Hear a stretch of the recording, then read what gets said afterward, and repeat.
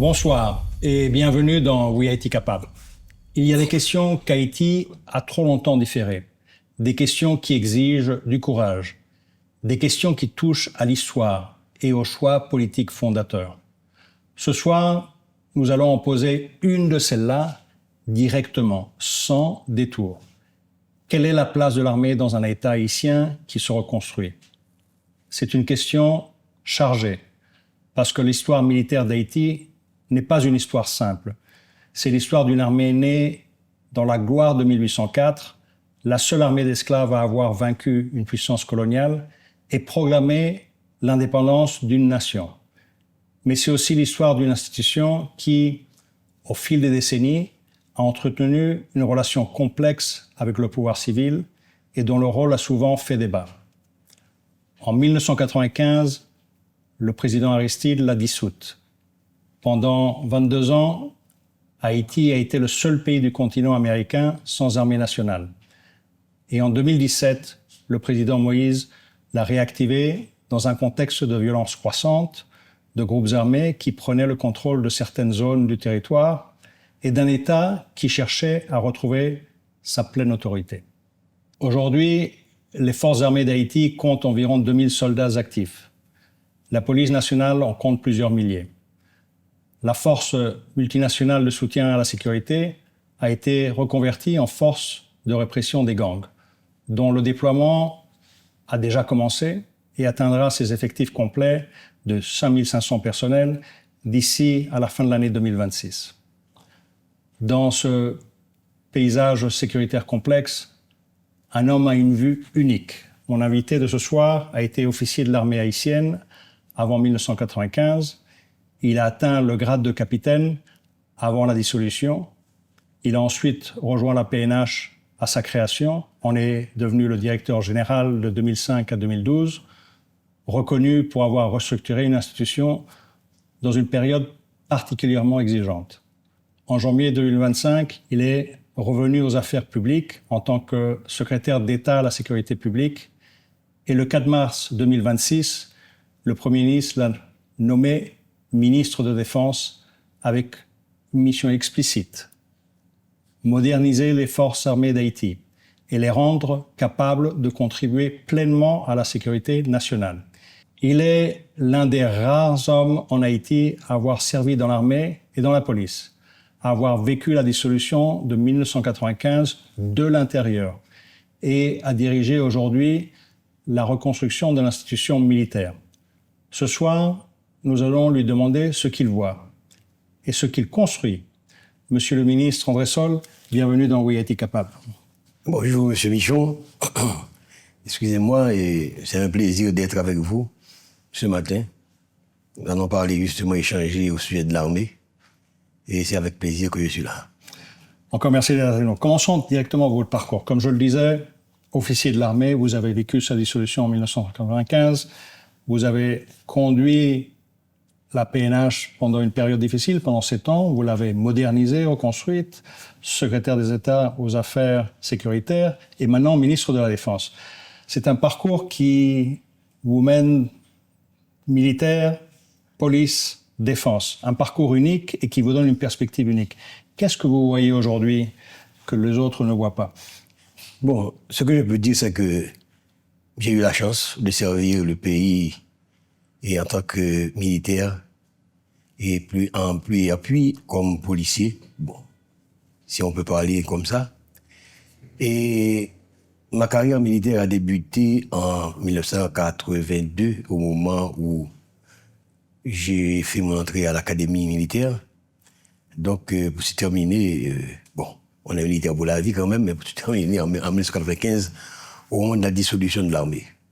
Donc, je suis un témoin privilégié de tous les événements qui ont bouleversé le paysage politique et sécuritaire d'Haïti. Ouais.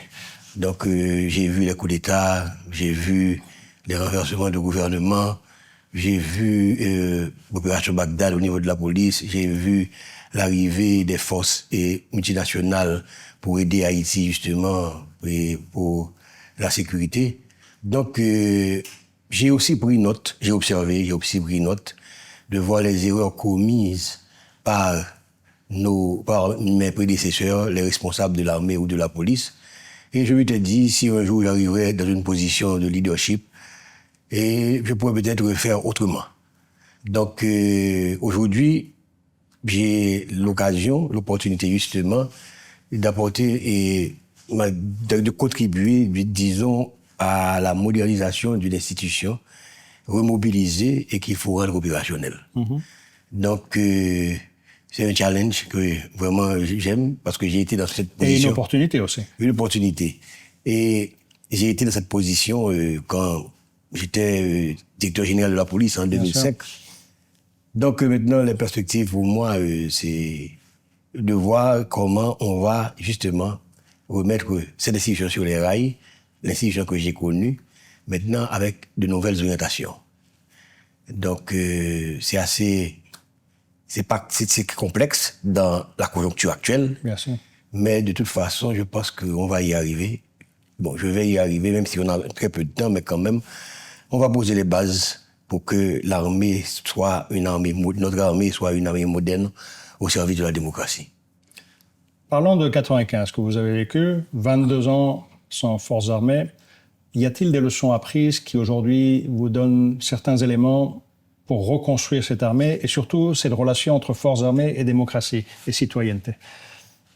Bon, il est évident qu'avec le recul, et la décision de démobiliser l'armée en 1995 a été une erreur stratégique et lourde de conséquences.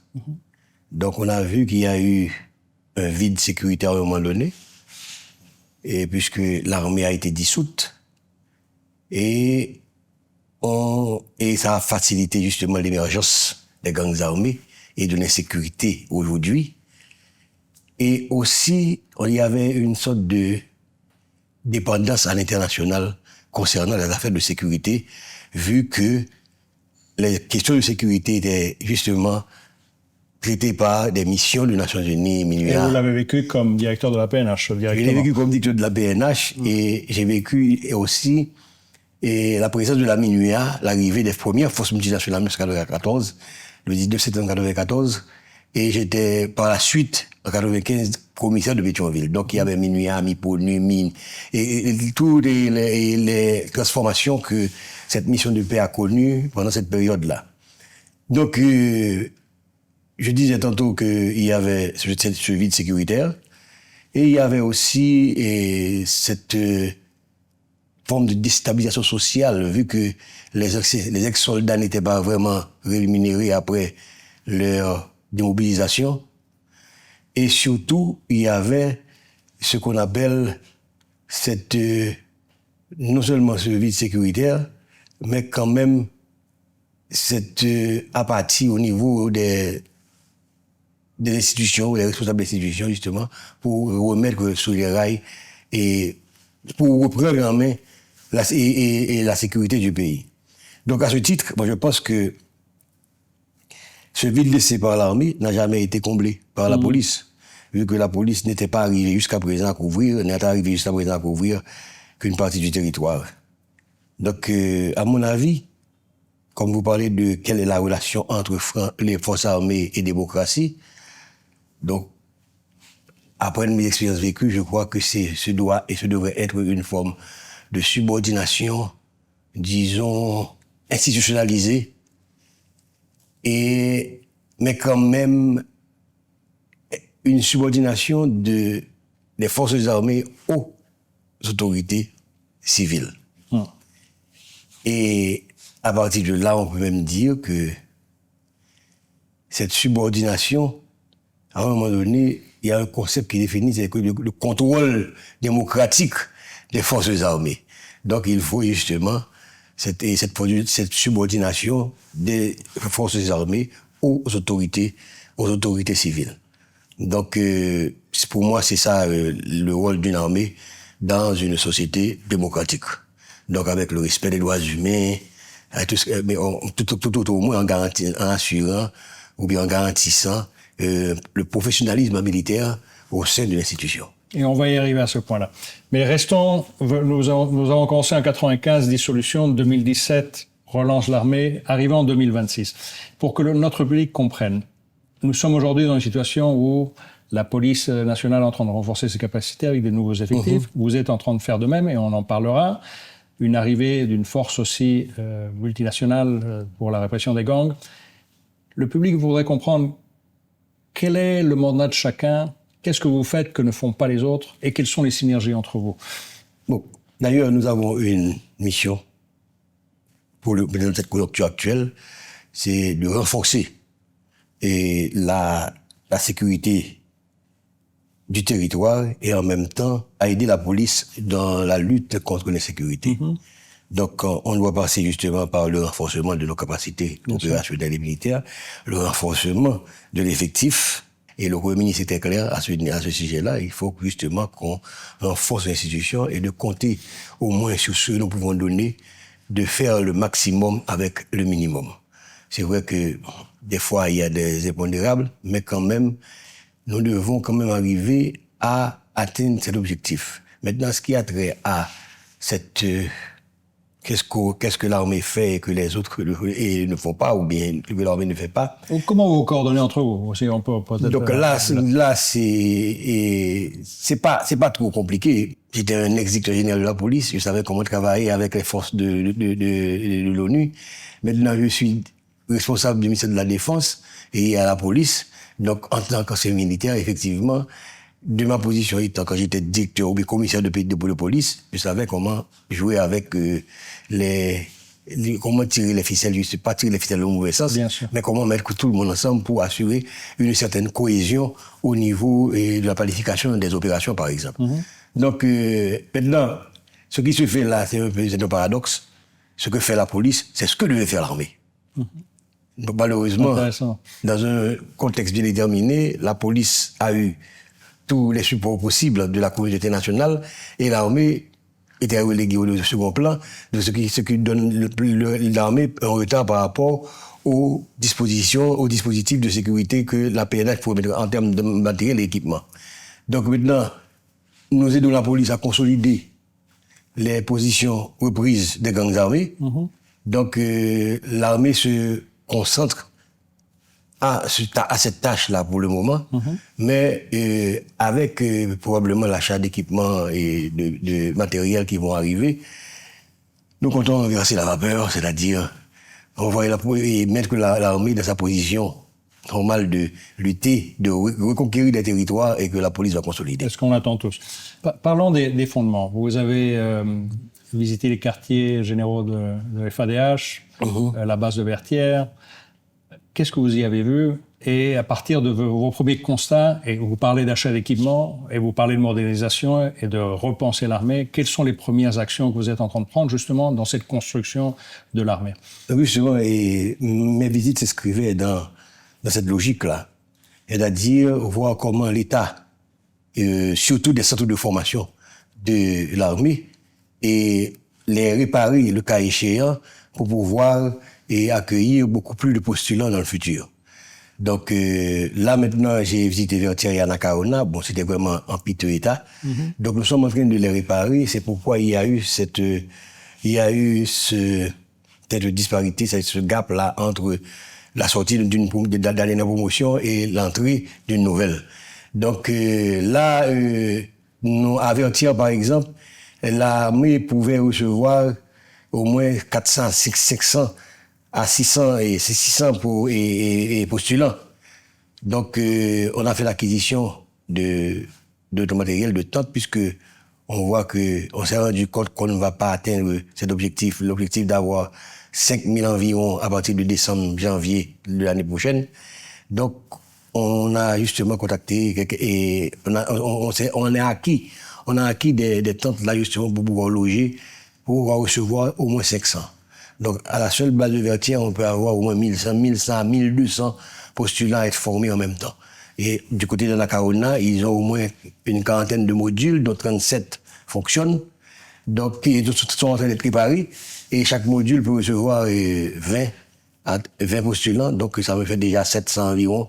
Donc, plus les 1100 ou bien 1200 à Vertières, ça me donne au moins 1800. Donc c'est l'objectif et c'est ambitieux, c'est ambitieux, c'est vrai, mais quand même on peut atteindre, c'est réalisable pour le moment parce que nous sommes en train de réparer la Anacarona et le en même temps et l'arrivée des tentes c'est pour la fin de ce mois. Nous allons parler donc maintenant d'équipement, de personnel. Parlons des questions plus soft. Et vous l'avez mentionné, toute institution qui se reconstruit doit composer avec son histoire. Et l'histoire de l'armée avec citoyenneté en Haïti a tout un défi que l'on connaît tous. Vous avez parlé de formation des jeunes cadets aux droits humains, de supervision civile. Je sais que c'est une sensibilité et quelque chose qui est prépondérant dans votre discours et dans vos plans d'action. Est-ce que vous pouvez nous en dire un peu plus, justement, de cette priorisation que vous avez donnée à cette construction de l'armée dans le cadre d'une relation avec la citoyenneté? Donc c'est justement dans la perspective de faire du militaire quand même s'il est militaire, un citoyen à part entière du pays. Donc nous avons fait l'expérience de l'armée dans le temps là où les mauvais comportements des militaires justement avaient mis les forces armées dans des situations vraiment difficiles. Mais pour deux raisons. Parce que en tant que militaire, j'ai été formé comme militaire et je me suis retrouvé un matin à être affecté au service de la circulation des véhicules, c'est-à-dire la police. Donc voilà que vous avez des militaires qui assuraient des fonctions de police. Donc ça va sans dire que ça allait quand même provoquer un clash très souvent entre un citoyen et un militaire. Donc voyant tout cela, maintenant, pour moi, c'est essentiel maintenant d'avoir dans le curriculum de formation, d'intégrer, dans les modules de formation, d'intégrer le respect des droits humains, le droit international, tout ça, juste pour la non-discrimination. La protection civile aussi. Former à la protection civile.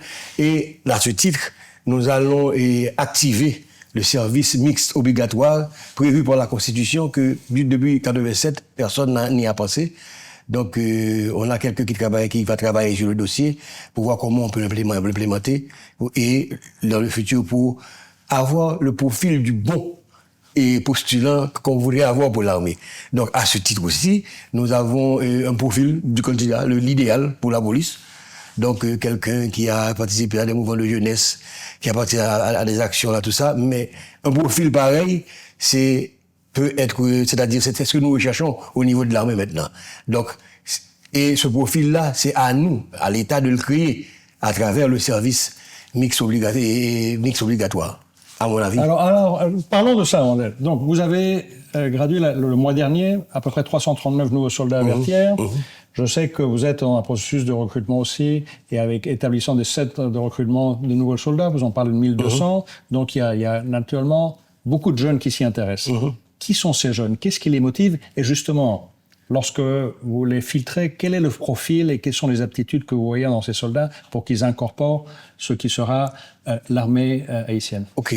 J'ai trouvé au moins 700 soldats, 700 postulants déjà prêts à rentrer en centre de formation, dans le centre de formation. Mais il se trouve que ces jeunes-là, ils doivent attendre justement pour mettre les conditions, pour rendre les conditions plus vivables au niveau des centres d'instruction. Donc maintenant, comme je vous dis, on recherche, on va même y travailler et le rendre public, là, le profil idéal pour un postulant. C'est ce que nous recherchons. C'est parce que nous allons trouver dans le contexte actuel où on a beaucoup de jeunes qui sont impliqués dans les histoires de gangs et autres. Mais toujours est-il que je pense qu'on peut justement rendre au public ce profil et encourager les jeunes qui sont intéressés à s'enrôler dans l'armée. Maintenant, il y a un engouement. Il y a un engouement et il y a beaucoup de jeunes qui attendent d'être intégrés au Sénat. Par nécessité, certains, et aussi beaucoup parce qu'ils aiment l'armée. Mais quand même, je pense que il nous faut nous donner les capacités, justement, pour recevoir ces jeunes et les encadrer et les endoctriner aussi dans cette affaire de militaire, mais surtout faire d'eux de bons citoyens. Donc, maintenant, c'est dans cette optique que nous envisageons de signer un protocole d'accord avec l'Université d'État. Mais parce que dans l'armée, nous avons tous ces domaines-là, l'agronomie, la médecine, l'ingénierie et autres. Maintenant, on veut avoir justement ce couloir-là pour pouvoir encourager ces jeunes à rejoindre l'armée. D'autant plus que nous allons proposer, nous envisageons d'avoir une campagne de recrutement probablement dans une ou 2 semaines, et nous comptons le faire justement à travers tout le pays. Donc pour les 2 catégories, pour les officiers, sous-officiers, et aussi pour les soldats. Pour les officiers, ce sera de 22 à 35 ans, donc ceux qui sont déjà dans la faculté ou bien à l'université et qui ont peut-être un diplôme, tout ça. Donc on va former des cadres, et pour les soldats, on va justement signer aussi un protocole d'accord avec l'INFP, de telle manière à ce que le soldat, le militaire, quand il laisse l'armée, au moins, il peut avoir un métier. Profitons de la campagne de recrutement. Commençons là maintenant, Monsieur le ministre. Qu'est-ce que vous leur dites aux jeunes ce soir pour que justement ils s'animent et ils se motivent pour joindre les forces armées haïtiennes? Bon, nous avons un pays à sauver. Et je pense que le pays a besoin de ses ressources. Et il n'y a pas beaucoup d'opportunités aussi disponibles pour les jeunes, parce que ils ont toujours été relégués souvent au second plan. Donc, dans l'armée, nous en faisons une priorité, parce que pour être de l'armée, il faut être jeune. Maintenant, pour grandir, justement, pour atteindre pour franchir les échelons, donc il faut être jeune. Donc, c'est dans cette optique-là que nous comptons. Moi-même, dans ma logique, là, c'est d'avoir au moins d'ici la fin de l'année 5000 jeunes déjà militaires. C'est-à-dire que qu'on a constitué une base de données, et vu l'engouement que ça provoque au niveau des jeunes là pour l'armée, donc c'est pourquoi on a changé le processus de recrutement. Dans tous les départements, dans les 9 chefs-lieux du département, les 10 chefs-lieux, Port-au-Prince inclus, de telle manière à ce que nous constituons cette base de données pour pouvoir au moins enregistrer beaucoup plus de jeunes possible. Donc c'est ça. Donc moi... donc inscrivez-vous. C'est-à-dire, moi je les encourage à venir à l'armée, parce que nous avons des projets pour eux à l'intérieur. Nous voulons que les militaires de demain ressemblent à ceux d'hier, c'est-à-dire en termes de capacité, de pensée et autres. Donc c'est une carrière au service de la citoyenneté. C'est ça. Et en plus de ça, comme je vous avais parlé, et c'est à nous de créer ce profil citoyen que nous voulons pour l'armée à travers le service civique obligatoire. Vous parlez de doctrine, donc je sais que vous êtes en train d'y travailler. Vous pouvez nous donner quelques éléments, parce que c'est quelque chose qui va guider un peu le profil et le futur soldat. Rendre opérationnel une force remobilisée. Ça, c'est le court terme. Oui, c'est ça, le court terme. Priorité immédiate, disons. C'est la priorité immédiate. Donc c'est ça l'idée maintenant. Et pour la doctrine, là, nous avons, à la fin de ce mois, nous allons finir avec l'élaboration. Et nous allons le présenter aussi au gouvernement, au Premier ministre et à la nation, évidemment, et éventuellement. Très bien. Parlons aussi, vous parlez de l'immédiat. L'immédiat, justement, c'est répondre à un défi de sécurité important. Et je sais que vous attelez, et le fait que vous êtes en train de renforcer les capacités de l'armée dans tous les sens, en commençant par ses effectifs et ses équipements, sont des thèmes fondamentaux. On a une arrivée aussi d'une force internationale, mais aussi dans une logique, et je passe à un moyen long terme. J'espère que ça sera du moyen terme. Ce n'est pas simplement pallier à l'immédiat, mais c'est un transfert des capacités et renforcer les capacités nationales, que ce soit de l'appareil sécuritaire, et on parle naturellement des forces militaires et la PNH. En allant au-delà du défi que l'on a en ce moment, de répondre au défi de la présence des gangs, comment vous voyez ce transfert, justement, pour que cet acquis de la force soit aussi quelque chose qui reste dans les capacités internes propres à l'armée? Moi, je pense que cette force a une particularité. C'est pas une mission de paix. Donc, maintenant, il s'agit de nous laisser, à leur départ, tout ce qu'ils utilisaient comme structure et infrastructure. Je ne sais pas pour les équipements comment ça va se faire, mais quand même, je pense qu'il y a une opportunité. Et pendant qu'ils sont sur le terrain, de travailler avec eux dans certains domaines, c'est-à-dire pour voir nos faiblesses. Et à travers les nations qui sont là, ils ont quand même des spécialités. Par exemple, je sais qu'on va contacter les Guatémaltèques pour ils ont fait de Kabyle, quelque chose comme ça. Les corps spéciaux. Les corps spéciaux. Oui. Donc, on va voir si on peut au moins les approcher pour voir s'ils peuvent nous aider à former ça, c'est l'élite de l'armée, si on peut parler de ça. Voilà. Donc, ça, c'est l'approche. Donc, puisqu'il y a cette particularité au niveau de la GSF, donc, nous comptons justement explorer tous les domaines possibles de coopération en ce sens, pendant que nous planifions les opérations sur le plan stratégique pour voir comment on va résoudre le problème de sécurité. Donc, que ce soit au niveau des infrastructures également, parce qu'il constitue des bases et des structures avertières qui vont nous aider justement pour le futur et augmenter justement nos forces. Je compte avoir au moins 7000 militaires à la fin de l'année, mais il faut les loger quelque part. Donc, dans cette perspective-là, il y a des endroits bien spécifiques, stratégiques, qu'on compte justement construire des bases, mais pas en dur, mais quand même avec des tentes là pour pouvoir installer ces militaires-là. Parce que pour moi, il s'agira de déployer les militaires sur 5 grands départements. Donc, eux, ils vont rester dans leur base. C'est là qu'ils vont vivre. Ils peuvent avoir des permissions et autres pour aller chez eux, mais c'est là en général qu'ils vont vivre. De telle manière à ce qu'on voit pas les militaires dans les rues comme on voit, parce que maintenant, ce que j'ai trouvé, c'est que ils ont commencé à développer le réflexe des policiers. Donc c'est justement ça qu'il faut éviter. Et dans une société comme la nôtre, d'autant plus que nous avons un passé en ce sens. Vous comprenez? Donc là, c'est quelque chose à surveiller, et nous le surveillons de près, et c'est pourquoi tous les mauvais comportements, il y aura des conséquences. Oui, ils auront des conséquences. Mais quand même, il y a encore autre chose, c'est que nous comptons effectivement effectuer un vetting sur ceux qui étaient allés maintenant. On a 2000 environ. Donc on peut en profiter, quoi. Bien sûr. Il faut en profiter dès le début, là, bien et sûr. Leur donner cette forme-là pour que demain, on n'aura pas à regretter tout ça. Donc l'investissement se fait depuis le vetting. Oui, c'est ça. Le premier filtre. C'est ça. Et ensuite dans la formation. Je vais profiter, vous avez profité pour parler aux jeunes, profitons à parler aux partenaires. Vous avez lancé votre plan stratégique 2026-2027, vous êtes en train de cheminer toutes les actions pour pallier aux réalités que l'on connaît tous. Qu'est-ce que vous leur dites à vos partenaires aujourd'hui en termes d'actions supplémentaires, de besoins? Faites, profitez-en pour leur faire une demande directe. Moi, je pense que à ce niveau-là, le gouvernement a une politique, c'est-à-dire le Premier ministre, nous entendons pour que nous faisons tout de notre côté au moins pour pouvoir attirer l'aide de l'international. C'est-à-dire, nous avons commencé avec la question de nos équipements et autres.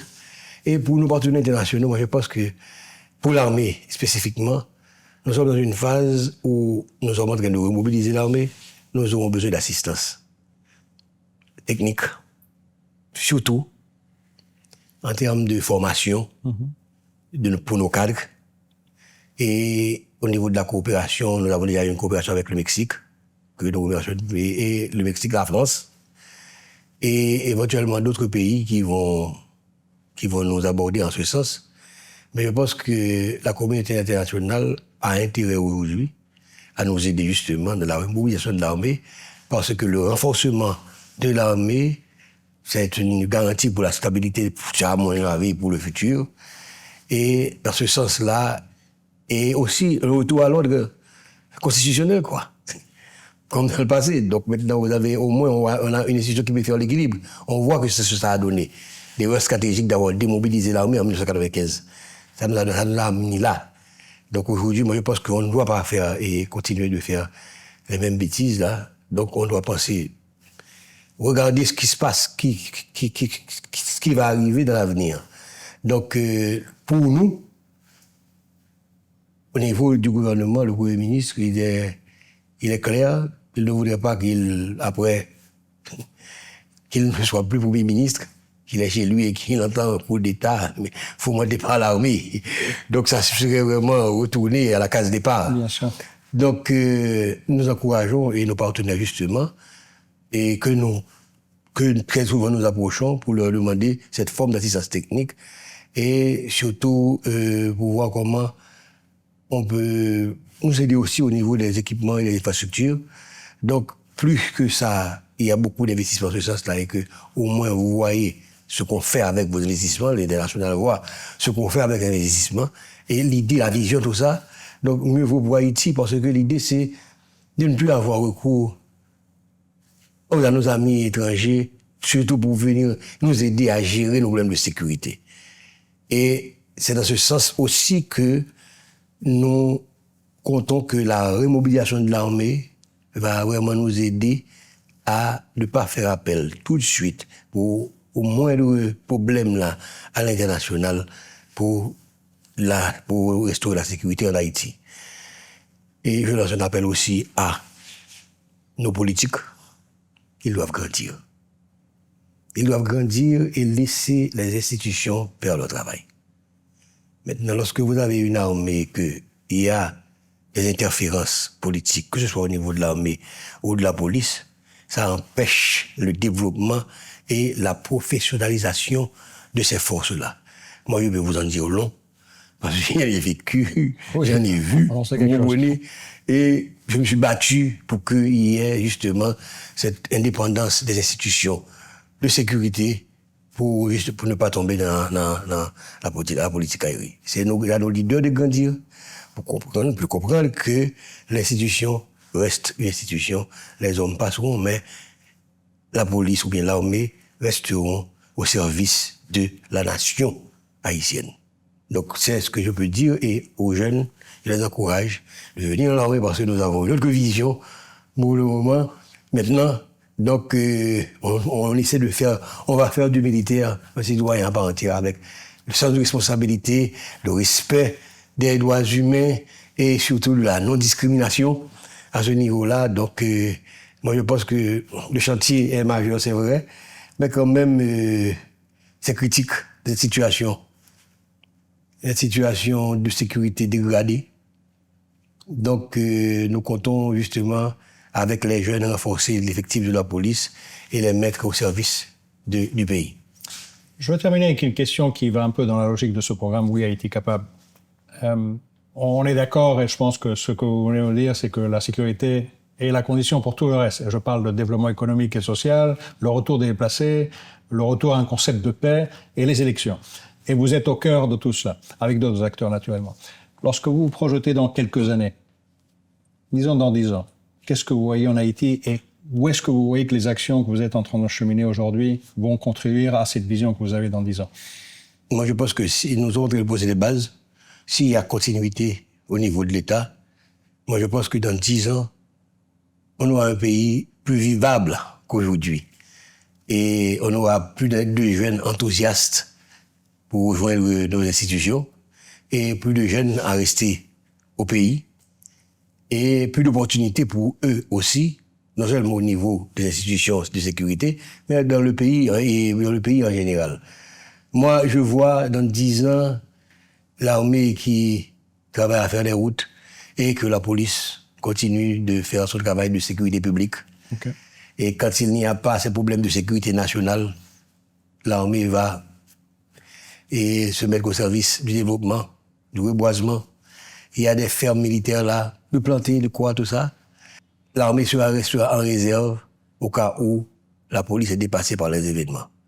Donc l'armée sera casernée dans 5 ou 6 départements, dans de grandes bases, 4000 militaires par base. Donc ça nous donnera au moins dans 10 ans, au moins de respirer. Très bien. Bon, on souhaite que cela soit le cas, j'en suis certain, et je sais que c'est un engagement. Monsieur le ministre, encore merci d'être venu avec nous, d'avoir partagé vos propos et pour ce que vous faites dans le cadre de vos fonctions. Merci, monsieur le ministre. Merci. Merci pour cet entretien. Des questions difficiles, abordées avec clarté et engagement. C'est exactement ce dont Haïti a besoin en ce moment. Ce soir, on a parlé d'une institution, mais on a parlé de quelque chose de plus fondamental encore, de ce que signifie pour un État reprendre la pleine maîtrise de son territoire et garantir à ses citoyens les conditions d'une vie normale. La sécurité n'est pas une fin en soi, c'est une condition. Sans elle, aucun des grands chantiers d'Haïti ne peut avancer à son plein. Ni l'économie, ni l'éducation, ni le tourisme, ni le retour des personnes déplacées dans leur foyer. C'est pourquoi ce que construit Marion André-Sol au ministère de la Défense n'est pas seulement un chantier militaire, c'est un chantier national. Il y a des zones du territoire haïtien qui ont été soustraites à l'autorité de l'État depuis trop longtemps. Des quartiers, des axes routiers, des régions entières où les familles ne vivent plus en sécurité, où les agriculteurs ne peuvent plus acheminer leurs produits, où les enfants ont cessé d'aller à l'école. Reprendre ces espaces, pas seulement militairement, mais en y restaurant la présence de l'État, des services, de la vie économique, c'est l'un des enjeux les plus concrets et les plus urgents de ce moment. Ce qui se joue dans la reconstruction des forces armées d'Haïti, c'est la question de leur place dans la société haïtienne du XXIe siècle. Une armée moderne ne se mesure pas seulement à ses effectifs ou à ses équipements. Elle se mesure à sa capacité à protéger les citoyens, à travailler aux côtés de la police, des autorités locales et de la société civile, à s'ancrer dans les communautés plutôt que de s'en tenir à distance. Les FADH de demain, professionnalisés, formés aux droits humains, présents sur l'ensemble du territoire, ont le potentiel de devenir un vecteur de stabilité, y compris dans les zones les plus reculées du pays. Non comme une contrainte, mais comme une présence protectrice au service de la population. Oui, Haïti capable, car la reconstruction des forces armées d'Haïti en est la preuve concrète. Une institution qui se renforce pour servir son pays. À très bientôt pour un nouvel épisode de Oui Haïti capable.